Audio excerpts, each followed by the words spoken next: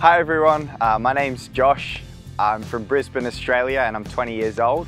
I'm currently a student at the University of Queensland and I study economics and arts, majoring in international relations. And in January and February this year, I spent time with UBELONG in Vang Vieng, Laos. While I was in Vang Vieng, I was doing a bit of everything really, but I was there to teach English, and for the last few weeks that's what I did. As we were there, it was a time when the farm needed a lot of work, so my friend Jackson and I, we travelled together to this UBELONG project and we did a lot of work on the farm as well. But that's good, it was intense. Tell me, I'm gonna hate this video, I can just already tell I'm gonna be like... I think there are so many ways of sort of describing your impact and so many unquantifiable ways of describing that.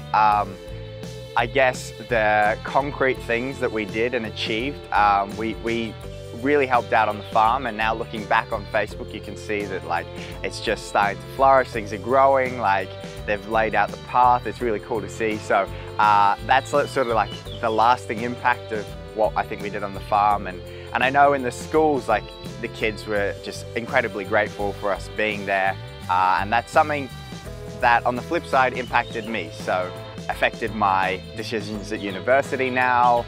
It's sort of refined somewhat what life direction I want to go down, and that's all through basically these kids that I taught and this community that I was a part of in Laos. It's just something that I'd never experienced before, and I hope to experience many more times again in the future, but yeah, it was somewhat indescribable.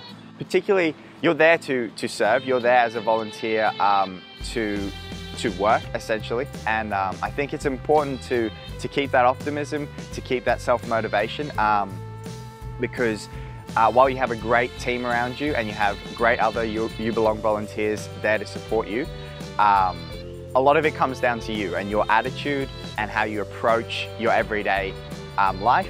The Laos specific piece of advice that I'd give is Bopanyang, which is their sort of one-word phrase for no worries, or like take it easy, or relax, and when you're in those stressful times you just think back to Vang Vieng and it's like Bopanyang and everything's okay. My favourite part of Vang Vieng and of my project was for sure riding to work every day on my bicycle. It's just a great way to get around, and it's so beautiful. You have the casts just shooting up into the sky on all sides, these really jagged sort of limestone mountains, and it doesn't matter whether you're riding there at 7 in the morning when sort of the sun's sort of just creeping over and completely blue skies, or whether you're coming home from the day and it's just completely orange and you've just got the silhouettes. The whole of Laos is basically, or a lot of it,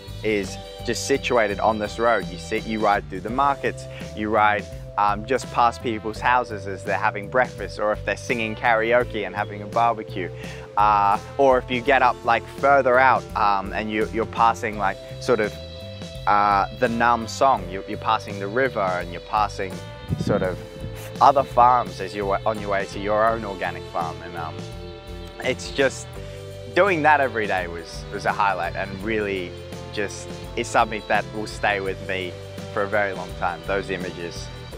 So yeah, that was my favourite part of being in Vang Vieng. Cool.